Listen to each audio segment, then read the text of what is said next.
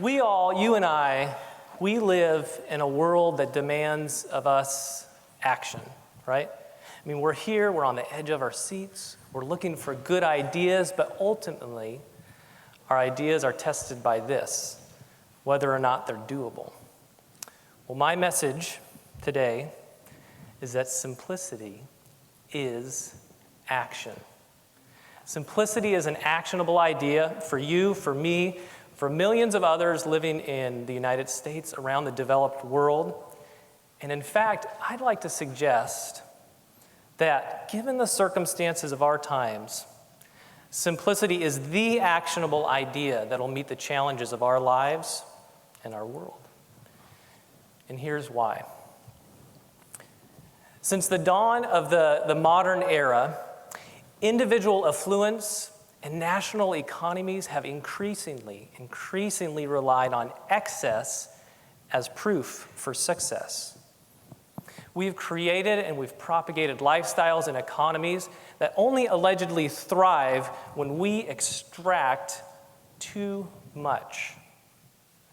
Now, the social, the cultural roots of this model of excess, they stretch as far back as the early Renaissance.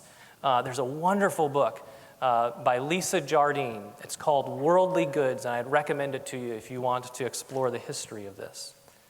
But having said that, the foundation for our desire for more and more, right, that doesn't have a start date in history. That has a foundation in our hearts. I mean, thousands and thousands of years ago, right, wise King Solomon said what other people would have already known at the time. All the toil for man, all the toil of man is for his mouth, yet his appetite is never satisfied. And we, all of us, are witnesses, and I guess if we're honest with ourselves, we're accomplices as well in this dissatisfaction. Here in America, we especially experience the dissatisfaction in the form of excessive consumerism.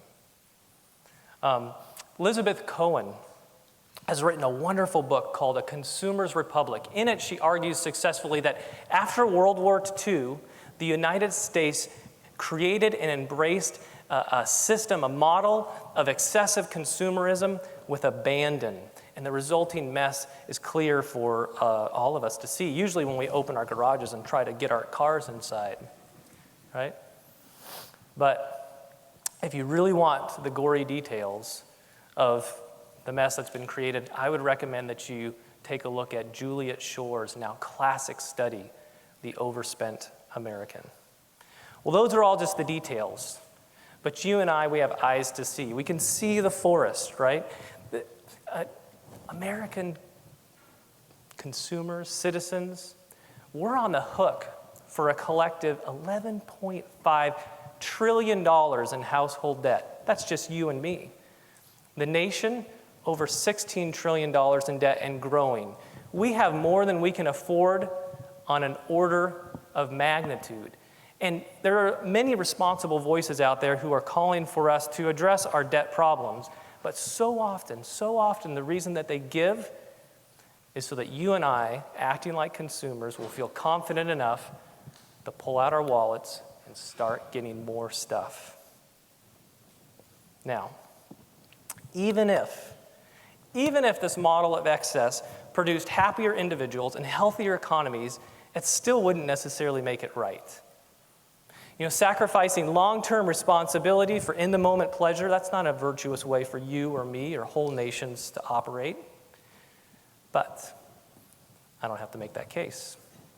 Because despite having more than at any other time in human history, people still are people. We lack happiness. Many developed world economies are extremely fragile. I mean, if this model of excess actually worked, shouldn't it be proven by now? Everywhere we look, we have stuff, and yet people still feel anxious. Many economies are on the brink. Excessive consumerism has become the albatross that hangs around the necks of the modern world. Well, that's a big problem.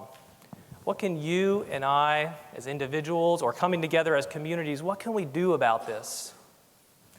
Well, simplicity is action. You see, when you and I pursue simplicity, we demonstrably prove to ourselves that we don't need excess in order to thrive, in order to be successful.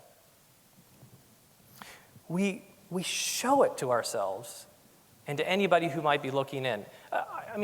Examples, you could think of examples all day long, so let me just give a couple. When you and I pursue meaningful relationships that are not bound together by gadgets and gifts and material objects, by things like this, right?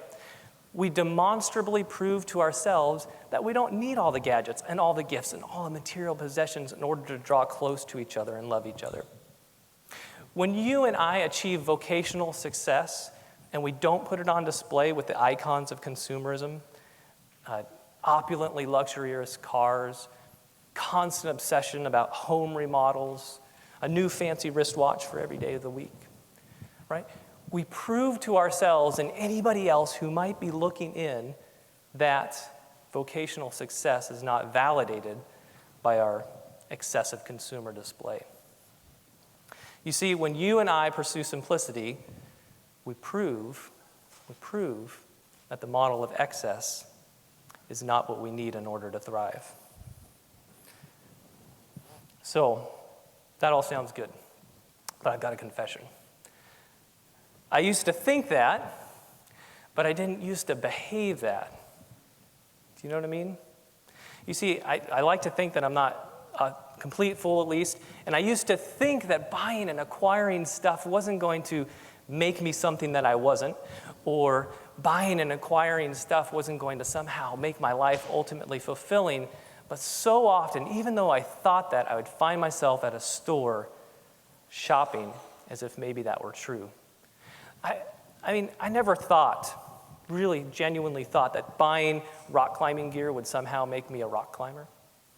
But then REI would send me those catalogs, and I'd flip through those catalogs, and I'd think, well, maybe one more purchase might just do the trick. You know, each morning, I hear myself in the shower. I know that I am not a singer-songwriter, right? And no amount of recording gear is going to change that. But then, right, Guitar Center or B&H would send those catalogs and all that cool gear. Maybe one more purchase might just do the trick. Years ago, I had my own audiobook publishing company. And as a startup, as an entrepreneur, I never thought in my heart of hearts that dressing casually like all those billionaires in Silicon Valley would somehow magically make my company successful. But open up a Wired magazine, or back in the day, if you remember it, the Red Herring, and it looked like, well, maybe one more purchase might just do the trick. Anyway, I was having a hard time matching my beliefs with my actions. So a couple years ago, I decided it was time to do something about it, to get honest with my beliefs. And I created and I did a simple living project called the 100 Thing Challenge. In a nutshell, the 100 Thing Challenge was this. I got rid of all of my personal possessions except for 100 or less things. Not because 100 is a magical number, just was what I chose. And I decided to live that way for a year. The goal of the 100 Thing Challenge was this. I wanted to prove to myself that I could live for an extended period of time and thrive and be successful without requiring excess. All those other details, whether one pair of shoes is one item or two items, what I got rid of, what I decided to keep, all of that stuff, honestly, it's almost irrelevant. But the results were almost revolutionary.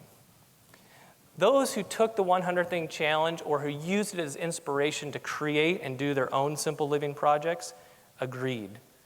There is an enormous amount of freedom and power that is gained when we pursue simplicity in our lives.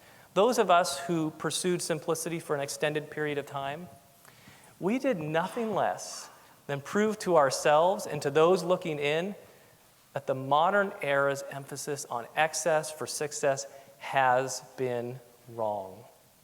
It's pretty cool. It's big stuff.